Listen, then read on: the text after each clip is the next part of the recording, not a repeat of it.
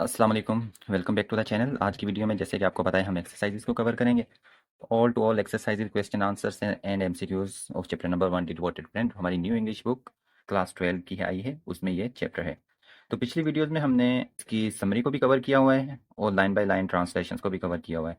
तो ये हमारे नोट्स इस चैप्टर के, और आप देख सकते हैं कि उर्दू ट्रांसलेशन के साथ हमने ये पूरे का पूरा पीडीएफ तैयार किया हुआ है चैप्टर का, ताकि जो हमारे स्टूडेंट्स हैं उनको ज़्यादा से ज़्यादा आसानी। और ये अगर आप नोट्स हासिल करना चाहते हैं, ऐसे आपको सारे के सारे नोट्स हर चैप्टर के चैप्टर वाइज मिलेंगे, सेक्शन वाइज मिलेंगे, और पूरी बुक के नोट्स भी जल्दी कंप्लीट होने वाले हैं। वो सारे के सारे नोट्स हमारे व्हाट्सएप ग्रुप में आपको मिलेंगे, जो कि बिलखुसूस आप लोगों के लिए बनाया गया है। तो काइंडली कमेंट में नंबर दिया गया है व्हाट्सएप का, तो आप हमें ज्वाइन कर सकते हैं व्हाट्सएप पर, और आपको आपके तमाम नोट्स जो हैं वो प्रोवाइड किए जाएंगे। और पूरे साल के हम आपसे एक फ़ीस लेते हैं छोटी सी, वो फ़ीस आपको बता दी जाएगी व्हाट्सएप पर। तो आप ग्रुप को ज्वाइन कर सकते हैं, और आपकी पूरी की पूरी बुक की प्रिपरेशन, हर चीज़ की प्रिपरेशन हम हर बच्चे की अलग से करवाते हैं। तो kindly join the group, WhatsApp पर आप लोग आकर ये अपने नोट्स ले सकते हैं। इसमें आप देख सकते हैं कि डिफ़िकल्ट वर्ड्स जितने भी आपके इस चैप्टर के हैं वो सारे के सारे इसमें इंक्लूड किए गए हैं उर्दू ट्रांसलेशन के साथ, ताकि बच्चों के लिए और भी ज़्यादा आसानी हो सके। तो जो हमारा आज का टॉपिक है एक्सरसाइज, तो आपकी बुक में एक्सरसाइज 1 नहीं है, एक्सरसाइज 2 से शुरू किया गया है आपकी बुक को। तो हम भी एक्सरसाइज 2 से शुरू करते हैं, and let's start our today's video. Exercise 2 में कहते हैं work in pair, match phrases with their contextual meaning. अच्छा, अब यहाँ पर आपने दो चीज़ें नोट करनी है, एक होती है कॉन्टेक्चुअल मीनिंग, एक होती है लिटरल मीनिंग। ठीक है, ये मीनिंग के दो टाइप्स होते हैं। कॉन्टेक्चुअल का मतलब होता है कि वो किस कॉन्टेक्स्ट में यूज़ किया गया है। लिटरल का मतलब होता है कि वैसे इस वर्ड की क्या मीनिंग है। ठीक है, तो जब भी हम मीनिंग वर्ड को किसी कॉन्टेक्स्ट में यूज़ करते हैं ना, तो उसकी मीनिंग चेंज हो जाती है। तो ये फ्रेज है। फ्रेज क्या है, फ्रेज किसको कहते हैं, हम ये वीडियो हम पहले अपने चैनल पर अपलोड कर चुके हैं, तो वहाँ पर आप ये वीडियो देख सकते हैं। फ्रेज वैसे वो होता है जो कंप्लीट सेंटेंस नहीं होता, हमें जस्ट एक सेंस प्रोवाइड कर रहा होता है। तो आपकी बुक में यूज़ हुआ है बाय हिमसेल्फ। जब हमने हंस का देखा था ना कि हंस बिल्कुल वो बाय हिमसेल्फ रहता है। बाय हिमसेल्फ का मतलब होता है ऑल अलोन, वो बिल्कुल अकेला रहता था अपनी छोटी सी कॉटेज में। गेटिंग ऑन, तो गेटिंग ऑन वर्ड हमने कब देखा था, जब मिलर ने हंस को अपने गोदाम की छत मुरम्मत करने के लिए भेजा हुआ था, और फिर वो कहता है कि मैं जाकर देखूं कि how he was getting on. तो गेटिंग ऑन का मतलब होता है मैनेज, मैनेज करना किसी चीज़ को। By the by, by the by का मतलब होता है इंसिडेंटली। ठीक है। एट वंस, एट वंस का मतलब होता है इमीडिएटली, जल्दी से चले जाना। एट वंस अक्सर ये यूज़ किया है वर्ड मिल सॉरी हंस के लिए। टुक डाउन, टुक डाउन का मतलब होता है राइट, वैसे टुक डाउन का मतलब होता है किसी चीज़ को नीचे उतारना। कीप अप, कीप अप का मतलब होता है कंटिन्यू। जब कोई बंदा अच्छा काम कर रहा होता है हम उसे कहते हैं ना keep up the good work, उसका मतलब होता है कि ये गुड वर्क को कंटिन्यू रखो आप। As good as, as good as का मतलब होता है वेरी नियरली। ठीक है, बहुत करीब से। At great length, great length का यहाँ पे मतलब होगा विथ मच डिटेल। तो ये आपकी एक्सरसाइज 1 थी, जो कि मैंने रीडिंग में भी आपको कवर करवाई हुई है पहले। अगर आपने रीडिंग वाली वीडियोस नहीं देखी तो आप आई बटन में आपको वीडियो मिल जाएगी, और एंड स्क्रीन पे भी आपको वीडियोस मिल जाएंगी, डिस्क्रिप्शन में आपको सारी लिंक्स भी मिल जाएंगी। एक्सरसाइज 3 में हमने स्टेटमेंट को पढ़ना है और करेक्टर्स का नाम लिखना है कि ये स्टेटमेंट कौन से करेक्टर की है। तो पहली statement, you are certainly very thoughtful about others. तो ये किसने कहा था, मिलर की वाइफ ने कहा था ये। यहाँ पे अदर नहीं लिखा हुआ क्योंकि हमने ये पढ़ा हुआ है, तो मुझे पता है इसका नेक्स्ट अदर्स है। But could we not ask little Hans up here. तो जब उनकी डिस्कशन हो रही थी, तो जो मिलर का बेटा था वो कहता है कि हम क्या लिटिल हंस को, अप हेयर, अप हेयर का मतलब है यहाँ पर। ठीक है, ये भी फ्रेजल वर्ब यहाँ पे यूज होगा। तो मिलर के सन ने यह स्टेटमेंट दी थी, फ्रेंडशिप नेवर फॉरगेट्स। तो मिलर जब मिलने जाता है हंस से सर्दियों के बाद, तो जब हंस कहता है कि मुझे तो लगा था तुम मुझे भूल गए होगे, तो मिलर आगे से डायलॉग मारता है, friendship never forgets. I wouldn't be unfriendly for the whole world. ये किसने कहा था, लिटिल हंस ने। जब लिटिल हंस ने मिलर को कहा था कि मैं फूल, सारे के सारे फूल चाहिए, मैं तो फूल जो हैं वो बेचने जाऊंगा, तब यह स्टेटमेंट दी थी। What do you want little हंस। तो जब लिटिल हंस डॉक्टर के पास जाता है, जब मिलर के बेटे को चोट लगी होती है, तो डॉक्टर यह स्टेटमेंट देता है, little Hans certainly a great loss to everyone. तो यह स्टेटमेंट ब्लैक स्मिथ की थी, जो लोहार था वहाँ का। एक्सरसाइज 4 में हमारे एमसीक्यूज हैं जो कि बहुत इंपॉर्टेंट है with respect to your exams. तो little Hans face difficulties in the season of. तो हमें पता है कि विंटर के सीजन में उसकी बहुत ज़्यादा उसे डिफिकल्टीज होती थी, वो हंगरी रहता था, भूखा रहता था, खाने को कुछ नहीं होता था, पहनने को भी, ओढ़ने के ऊपर कुछ नहीं होता। Miller didn't want to invite Hans at his home during winter because he thought that Hans might. तो जब वो हंस, मिलर का बेटा उसे कहता है कि हम लिटिल हंस को यहाँ पर बुला लें, तो फिर वो मिलर आगे से क्या जवाब देता है कि वो क्या कर लेगा, आस्क फ्लोर ऑन क्रेडिट। ठीक है, तो ये इसका जवाब है, आस्क फ्लोर ऑन क्रेडिट। वो मुझसे आटा उधार मांग सकता है क्योंकि मिलर के उसके हंस के पास खाने के लिए कुछ नहीं था। Millers wife was, millers wife कैसी थी, तो मिलर्स वाइफ क्या वो एक वेरी काइंड लेडी थी, तो हमने देखा है कि नहीं। सेल्फिश लाइक हर हस्बैंड, तो इसको हम कह सकते हैं कि वो क्या थी, सेल्फिश लाइक हस्बैंड। ठीक है। Always busy in house hold chores हमने नहीं देखा। क्रिटिकल ऑफ हर हस्बैंड, ये भी हमने नहीं देखा। Hans wanted to sell his primroses to, Hans अपने प्रिम रोजेस किसको, बसंत गुलाब के जो फूल थे वो किसको बेचना चाहता था, तो हमें टेक्स्ट में पता चलता है कि बर्गो मास्टर्स की बेटी को बेचना चाहता था ताकि वो उससे अपना व्हील बैरो ले सके और जो सिल्वर बटन थे वो भी वो वापस ले सके। Miller's wheelbarrow was in dash condition, तो मिलर ने जो व्हील बैरो अपना देना था वो कौन सी कंडीशन में, तो वो ब्रोकन कंडीशन में था, बिल्कुल टूटा हुआ था। व्हील बैरो मतलब वो जो ठेला देना था हंस को। Miller asked Hans to do all the chores except, Miller's ने हंस से सारे काम करवाए थे इसके अलावा। कैरी सेक ऑन फ्लावर, ठीक है, आटे की बोरी भी वो लेकर गया था, शीप भी माउंटेन्स पर लेके गया था, रूफ ऑफ बार्न भी उसने किया था, ये 3 काम तो किए थे हंस ने। तो ये चौथा काम जो था gather would for kitchen fire, ये रह गया था। अगर हंस जिंदा रहता तो वो उससे ये काम भी करवा ही लेता। In a stormy night Miller came to Hans to dash for injured son, तो जब स्टॉर्मी नाइट में मिलर हंस के पास आते तो उसके आके क्या कहता है कि डॉक्टर लेकर आओ मेरे जख्मी बेटे के लिए। हंस डाइड बिकॉज ऑफ, क्यों हंस डाइड हो गया, उसकी अपनी केयरलेसनेस थी, या ट्रैप ऑफ गोदर्स था, नहीं, नेग्लिजेंस ऑफ डॉक्टर थी, नहीं, सेल्फिशनेस ऑफ मिलर, तो सेल्फिशनेस ऑफ मिलर की वजह से यह काम सारा हुआ था जिसकी वजह से हंस की डेथ हुई थी। Which of this statement is true, कौन सी स्टेटमेंट इन चारों में से ट्रू है। Miller was a really sincere friend, Miller तो सिंसियर था ही नहीं, हंस होता तो हंस तो सिंसियर था बिल्कुल। Hans was tempted by Miller's wheelbarrow, क्या हंस को लालच आ गई थी मिलर के व्हील बैरो की, क्योंकि बार बार मिलर ने कहा था व्हील बैरो व्हील बैरो व्हील बैरो, नहीं। हंस new the true nature of the Miller, हंस को मिलर की ट्रू नेचर पता थी, नहीं, वो तो उसे बहुत अच्छा समझता था। तो ये ऑप्शन रह गया है, इसको हम कहते हैं ओड वन आउट मेथड, ठीक है। मिलर एक्सप्लॉइटेड हंस for his own selfish motive, तो ये ऑप्शन सही है, मिलर ने हंस को अपने जो उसके खुद गर्दाना मोटिव थे, मकसद थे, उनके लिए यूज किया। मोरल ऑफ द स्टोरी क्या है, moral of the story one sided friendship is damaging, जो एक तरफा दोस्ती होती है ना वो बहुत ज्यादा नुकसान देती है। इससे बड़ा नुकसान क्या होगा कि हंस ने अपनी जान से ही हाथ धो बैठा। एक्सरसाइज 5 है क्वेश्चन आंसर्स, तो क्वेश्चन आंसर्स मैं आपको यहाँ पे शॉर्टली एक्सप्लेन करूंगा, आपको पीडीएफ चाहिए तो आप ग्रुप में आ सकते हैं, do join our group. The friendship, how does the friendship between Hans and Miller seem odd from the beginning, शुरू से ही हंस और मिलर की जो दोस्ती थी वो ओड क्यों दिखती थी, अजीब सी क्यों लगती थी, क्योंकि वो नाइबर्स जो हैं वो भी इस चीज को स्ट्रेंज अजीब समझते थे ना, टेक्स्ट में हमने पढ़ा है। तो ये इसलिए हमें अजीब दिखती थी क्योंकि मिलर इज वेल्दी हंस इज पुअर, एक तो ये कंपेरिजन इनका, ठीक है। मिलर अमीर था, हंस क्या था, हंस गरीब था। मिलर हमेशा एडवांटेज लेता था हंस की काइंडनेस और सिंप्लिसिटी का, और उसको अक्सर आके फेवर्स विदाउट रेसिप्रोकेटिंग, काम करने का कहता था और बदले में कुछ भी नहीं देता था। तो इस वजह से ये दोस्ती शुरू से अजीब लगती थी। हंस सेल हिज व्हील बैरो, हंस ने अपना व्हील बैरो क्यों सेल किया था, इसलिए सेल किया था to buy a gift for Miller's son's birthday showing his devotion and kindness toward Miller's family. तो ये जो ओरिजिनल टेक्स्ट है ना उसके अंदर ये चीज़ कहीं ना कहीं अवेलेबल होगी। तो हंस ने अपना व्हील बैरो क्यों सेल किया था, क्योंकि उसके पास खाने के लिए कुछ नहीं था, तो इसलिए उसने अपना व्हील बैरो सेल कर दिया ताकि वो फूड और अदर लाइफ नेसेसिटीज को क्या कर सके, पूरा कर सके। In what way does the Miller exploit Hans with promise of giving him his wheelbarrow, तो व्हील बैरो देने के प्रोमिस की वजह से हंस को कैसे मिलर ने एक्सप्लॉइट किया था, वर्गलाया कैसे था। तो मिलर ने, हमें पता है कि प्रॉमिस किया हुआ था हंस को कि वो जो उसका पुराना व्हील बैरो है वो इसको दे दे, तो इसके बदले में वो हंस से काम करवाना चाहता। इसी वजह से उसने क्या किया, हंस की जो ट्रस्ट था और काइंडनेस था उस चीज को एक्सप्लॉइट किया, उस चीज को यूज किया अपने फायदे के लिए। मिलर का ये नीयत थी ही नहीं कि वो अपना व्हील बैरो उसे देगा, उसने व्हील बैरो के लालच में उससे काम करवाते रहना था, हालांकि हंस लालच में नहीं आया था, वो दोस्ती में काम कर रहा। What final act of Miller's selfishness lead to Hans death, कौन सा वो फाइनल एक्ट काम था जिसने नेस का था जिसने हंस की मौत बर्पा किया, तो when he refuses to help Hans during a storm, देखें, हंस ने जब जाना था डॉक्टर को लेने तो हंस ने कहा था कि मुझे ये अपनी लालटेन दे दो, ये जो बत्ती है ये मुझे दे दो, तो जो मिलर था उसने कहा नहीं, अगर बत्ती को कुछ हो गया ना मेरी को तो ये तो बहुत बड़ा नुकसान हो जाएगा मेरा, तो ये बहुत ज़्यादा एक उसका घिनौना काम था, हम ये कह सकते हैं। Despite despite Hans having help him numerous times before, Hans died in the storm while trying to help Miller, ठीक है, हालांकि हंस ने बहुत बार उसकी मदद की थी लेकिन वो अपनी एक बत्ती तक हंस को नहीं दे सका था। Hans on simplicity and trustworthiness also contribute to his death, do you agree with the statement, justify your response. अब वो कहता है कि हंस की अपनी जो ट्रस्टवर्दीनेस थी, दूसरों पर यकीन करने की आदत जो थी, उसने भी इसकी मौत में कंट्रीब्यूट किया था, अपना हिस्सा डाला था। क्या आप लोग इस बात से मुतमिन हैं, अगर हैं तो अपना रिस्पॉन्स दें, तो अगर आप मुतमिन हैं तो आप ये वाला रिस्पॉन्स दे सकते हैं, अगर आप मुतमिन नहीं है तो आप कहते हैं no I am not agree with the statement. तो हम एग्री हैं तो हमने ये स्टेटमेंट बनाई है क्योंकि हम हंस की सिंप्लिसिटी और trustworthiness make him vulnerable to Miller's exploitation, वो इतना सिंपल और इतना यकीन करने वाला था कि वो मिलर की जो एक्सप्लॉयटेशंस थी उनके ऊपर वो अमल दरामद करता गया, उसे ये पता नहीं चल रहा था कि ये मुझे यूज़ कर रहा है। मिलर के जो प्रोमिस थे उनको बहुत ज़्यादा वो और बहुत ज़्यादा सीरियस लेता था और उसकी हेल्प करता रहता था। Even when it's clear that Miller is taking advantage of him, ये तो सबको पड़ोसियों को भी पता चल गया था कि मिलर इसका फ़ायदा उठा रहा है, तो क्या फिर हंस को पता नहीं चलना था?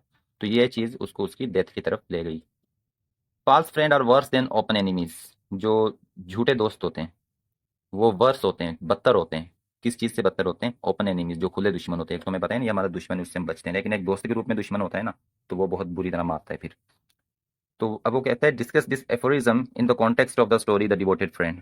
तो वो इस एफोरिज्म को, एफोरिज्म कहते हैं जब हम किसी भी वर्ड्स को एक फ्लावरी लैंग्वेज में यूज़ करते हैं ना, किसी भी सेंटेंस को, स्टेटमेंट को, वो एफोरिज्म होता है। तो डिवोटेड फ्रेंड में अगर ये बात है तो वो कहता है इसको जिक्र करो इसका। तो डिवोटेड फ्रेंड के अगर हम पर्सपेक्टिव में देखें तो ये एफोरिज्म हाईली रेलिवेंट है। मिलर, क्योंकि हमें पता है कि वो हंस का दोस्त था, लेकिन एक्चुअली में हकीकत में वो क्या कर रहा था, वो अपने पर्पजेस के लिए, अपने मकसद के लिए हंस को यूज़ कर रहा था। तो उसकी वो जो झूठी दुश्मनी थी वो क्या थी? वो वर्स थी देन एन ओपन एनिमी। एक खुले दुश्मन से ज़्यादा बदतर थी। क्यों? क्योंकि वो डिसीटफुल थी, धोखे वाली थी, मैनिपुलेटिव थी।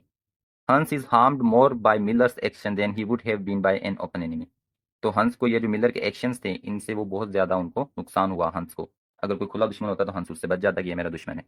How would you deal if you have a friend like the Miller? अगर आपके पास मिलर जैसा दोस्त होगा तो आप क्या करोगे?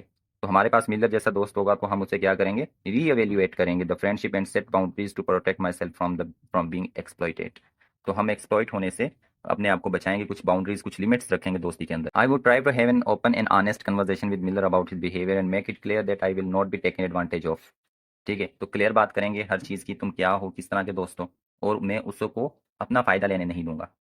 If Miller continues to exploit me I would consider distancing myself from the friendship. तो मैं अपने आप को फ्रेंडशिप से, मिलर की फ्रेंडशिप से दूर कर लूंगा अगर उसने मुझे बरगलाने की कोशिश की। राइट एनी 5 कंट्रास्टिक करेक्टरिस्टिक्स ऑफ हंस एंड मिलर। तो हंस और मिलर की जो 5 कंट्रास्टिक करेक्टरिस्टिक्स हैं, ठीक है, कंट्रास्टिक्स मतलब जो एक बंदे में है और दूसरे में नहीं है, मतलब बिल्कुल ऑपोजिट है वो, इसे कहते हैं कंपेयर एंड कंट्रास्ट स्टडी। ये आपको बहुत काम आएगी, इस तरह पढ़ा करें आप जब आप किसी स्टोरी को पढ़ते हैं ना, तो उसके अंदर कंपेयर एंड कंट्रास्ट किया करें, ये करेक्टर कैसा है, ये करेक्टर कैसा है, ठीक है। तो हंस का हमें पता है नेव है, बिल्कुल सादा सिंपल है। और जो मिलर था वो कन्निंग है, ठीक है, बहुत कमीना टाइप था। ट्रस्टिंग था हंस, यकीन करने वाला था, ये डिसिप्टिव था, धोखा देने वाला था। हंस ऑप्टिमिस्टिक था, हमेशा अच्छा सोचता था, पॉजिटिव सोचता था। मिलर पेसिमिस्टिक था, ठीक है, वो हमेशा बुरा सोचता था। सिंपल माइंडेड था, जैसे कि हमें पता है ये क्लेवर था, बहुत चालाक था। ये ऑनेस्ट था, ईमानदार, ये डिसऑनेस्ट था, बेईमान था। तो इस तरह आप इसको कह सकते हो। और भी अगर आपने कंपैरिजन करना है, यहाँ पे 5 लिखा है तो आप 6 भी कुछ ना कुछ लिख सकते हो, ऐड कर सकते हो। हंस क्या था? हंस हमें पता है कि वो पुअर था, ठीक है, इस तरह आप कर सकते हो खुद भी। और भी ऐसी बहुत सी करेक्टरिस्टिक होंगी। तो इसी तरह रिच था, ये जो मिलर था, मिलर क्या था? रिच था। तो इस तरह आप और भी बहुत ज़्यादा लिख सकते हो। तो हमारी एक्सरसाइजेज में नेक्स्ट है यूनिट 1.2 वोकेबलरी एंड ग्रामर। तो देखें आपकी बुक्स जो हैं वो आपको फ्यूचर के लिए, आपके एग्जाम्स के लिए तैयार करती हैं, तो आपको वोकेबलरी एंड ग्रामर भी इसके अंदर दिया हुआ है। एक्सरसाइज 1 है ग्रामर की। Indicate if the underline word is an anaphoric और कैटाफोरिक रेफरेंस। ये जब आप इंग्लिश डिपार्टमेंट में जाते हैं ना, आपकी इंटर हो जाएगी, फिर आप यूनिवर्सिटी में जाएंगे, इंग्लिश डिपार्टमेंट में जाएंगे, वहाँ इंग्लिश लिटरेचर पढ़ेंगे, तो आपको पता चलेगा कि एनाफोरिक और कैटाफोरिक रेफरेंसेस क्या होते हैं, ठीक है। ये लिटरेरी टर्म्स होती हैं, तो इसको हम डिस्कस करते हैं। Use A for anaphoric reference and C for cataphoric reference. तो यहाँ पर मैंने इनको, इन हमारे नोट्स चूँकि हमने बच्चों के लिए बनाए हुए हैं, तो इनको बिल्कुल सिंपल नोट्स हमने बनाए हुए हैं अपने, ताकि बच्चों को हर चीज़ समझ आए। नीचे एक्सप्लेनेशंस भी लिखी हुई हैं, जैसे कि आप देख सकते हैं। When he arrived home Jamil went to sleep. जब वो घर पहुंचा तो जमील सोने चला गया, ठीक है। अब आप देखें यहाँ पर ही पहले आ रहा है, ही प्रोनाउन है, ठीक है। और हमें पता है कि ही यहाँ पर किसको रेफर कर रहा है? तो ही यहाँ पर रेफर कर रहा है जमील को। इस चीज़ को हम कहते हैं एनाफोरिक। कैसे एनाफोरिक कहते हैं? चले मैं आपको समझाता हूँ। जब हमारा प्रोनाउन पहले आता है और जिसको वो रेफर कर रहा है वो नाउन बाद में आता है, तो इस चीज़ को हम कहते हैं कैटाफोरिक रेफरेंस। क्या कहते हैं? कैटाफर, ठीक है। क्योंकि ही पहले आ गया है, अब ही ने बताया कि मैं बात किसकी कर रहा हूँ, तो ही बात कर रहा है जमील की, ठीक है। तो जब रेफरेंस पहले आ जाए और जिसका रेफरेंस दिया जा रहा है वो बाद में आए, इस चीज़ को हम कहते हैं कैटाफर। तो ये नीचे लिखा भी है, he refers to Jamil which is mention later in the sentence, जो कि सेंटेंस में बाद में आ रहा है। So it is a cataphoric reference. तो ये कौन सा रेफरेंस है? कैटाफोरिक। तो आप सी लिखेंगे इसके सामने कि ये कौन सा रेफरेंस यहाँ पे यूज़ हो रहा है? कैटाफोरिक रेफरेंस यूज़ हो रहा है। Where even the adults are afraid to go a child is curious to see the place. जहाँ, ठीक है, ये जहाँ आ गया पहले। अडल्ट्स जो बड़े हैं वो भी जाने से डरते हैं। ए चाइल्ड इज़ क्यूरियस, तो एक जो बच्चा होता है उसके अंदर क्यूरियोसिटी होती है, वो सोचता है कि उस जगह में क्या है, तो वो क्यूरियस होता है उस जगह पर जाने के लिए। तो हमें पता है कि वेयर जो है ये यहाँ पर किसको रेफर कर रहा है, हमें पता चल गया कि ये यहाँ पर रेफर कर रहा है द प्लेस को, किसको, द प्लेस को। तो ये भी क्या हो गया, रेफरेंस पहले आ गया, जगह बाद में आई है, तो ये हो गया cataphoric. Palwasha left because she was tired. अब देखें, शी बाद में आया है, पलविशा पहले आई है। पलविशा नाउन है, शी प्रोनाउन है, तो प्रोनाउन बाद में आया है, नाउन पहले आ गया है, तो इसलिए ये क्या होगा, एनाफोरिक होगा। यहाँ पर क्या था, प्रोनाउन पहले था, नाउन बाद में था, इसलिए वो कैटाफोरिक था। इसमें नाउन पहले है, प्रोनाउन बाद में है, रेफरेंस बाद में आ रहा है, रेफर्ड पहले आ रहा है। ठीक है, तो नीचे इसकी एक्सप्लेनेशन भी लिखी हुई है, वो भी आप यहाँ से देख सकते हैं। तो हम नेक्स्ट सेंटेंस से, it was very delicious the strawberry ice cream we had last night. तो ये आपको खुद ही पता होगा कि इसके अंदर कौन सा रेफरेंस यूज हुआ है। इट पहले आ गया है, तो इट किसको रेफर कर रहा है यहाँ पर, स्ट्रॉबेरी आइसक्रीम को रेफर कर रहा है, तो इसलिए ये कौन सा बन जाएगा हमारा रेफरेंस, कैटाफोरिक रेफरेंस बन जाएगा। क्यों कैटाफोरिक बन जाएगा, क्योंकि उसका जो रेफरेंस है वो बाद में आ रहा है, प्रोनाउन पहले नाउन बाद में। After he had studied his orders the soldier left the barracks. ठीक है, after he had received his orders, he भी यहाँ पे आ रहा है और हिज भी आ रहा है, दो प्रोनाउन आ रहे हैं, एक पॉसेसिव प्रोनाउन आ रहा है, दूसरा पर्सनल प्रोनाउन आ रहा है। The soldier left the barracks, तो सोल्जर ने जो बैरेक्स थी वो छोड़ दी थी।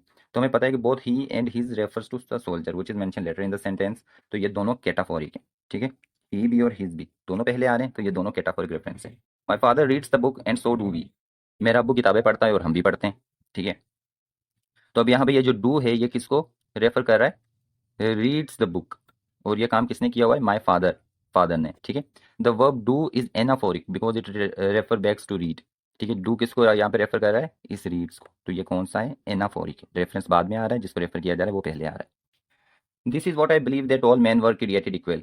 अब वो कहता है ये मेरा यकीन है कि सारे जो इंसान है उनको बराबर बने। तो यहाँ पे जो दिस है वो रेफर कर रहा है बिलीव और statement that follows which which is that all the men were created equal, so it is a categorical reference। ठीक है, दिस पहले आ गया, प्रोनाउन पहले आ गया है, तो आई बिलीव इस स्टेटमेंट को वो रेफर कर रहा है यहाँ से, all the man were created equal, तो इसलिए ये कौन सा होगा, कैटाफोर होगा। If you can find it, अगर आप उसे फाइंड कर लें, I would recommend buying the book, तो इट पहले आ गया है, बुक बाद में आ रहा है, तो ये भी क्या होगा, कैटाफोरिक होगा। ठीक है, Kabir was much more anxious than Aman but they but in the end they both enjoy the flight, तो दे बाद में आ रहा है, कबीर और अमान पहले आ रहे हैं, तो ये कौन सा रेफरेंस हो जाएगा, एनाफोरिक हो जाएगा।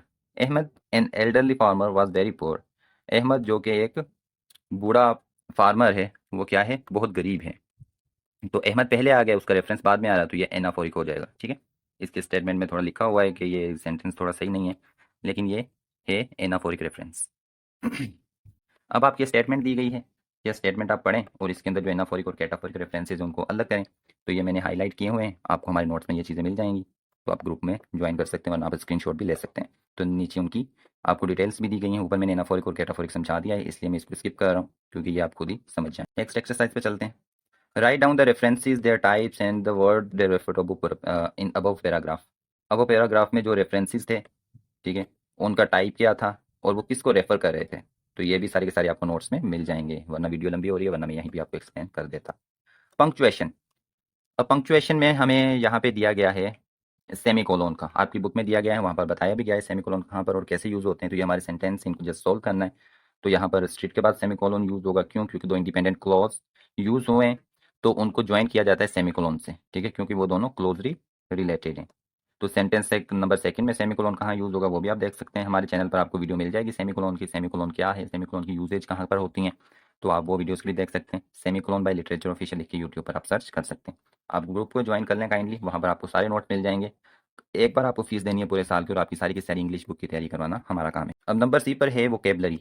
वोकेबलरी भी आपकी बुक में दी गई है, बहुत डिफिकल्ट वर्ड्स हैं, बहुत हाई लेवल के वर्ड्स हैं, तो इनकी मीनिंग कैसे डिड्यूस की जाती है पूरा का पूरा हम देखते हैं। सेंटेंस दिया गया, the girl who used to be very vociferous doesn't talk much anymore. वो लड़की जो बहुत वेसिफोरस होती थी, डजंट टॉक मच मोर, अब वो ज़्यादा बातें नहीं करती। तो हमें यहाँ से पता चल रहा है कि ज़्यादा बातें नहीं करती, इसका मतलब पहले वो बहुत ज़्यादा बातें करती थी। तो पहले जो बहुत ज़्यादा बातें करता है या बहुत ज़्यादा बातें करने वाले बंदे को हम क्या कहते हैं, वॉसिफोरस। ठीक है, तो कॉन्टेक्सचुअल क्लू हमें क्या मिला है, doesn't talk much any more, अब वो ज़्यादा बातें नहीं करती। तो इसकी मीनिंग क्या होगी कि पहले वो बहुत ज़्यादा लाउड थी, या फिर क्या थी, आउट स्पोकन थी, बहुत ज़्यादा बातें करने वाली थी। Pedagogical institutions including high schools. अब हमें पता चल गया कि पेडागोजिकल इंस्टीट्यूशन की बात हो रही है, तो उसमें आगे क्या आ रहा है, हाई स्कूल्स आ रहे हैं, किंडरगार्टन्स जिन्हें हम केजी कहते हैं, कॉलेजेस।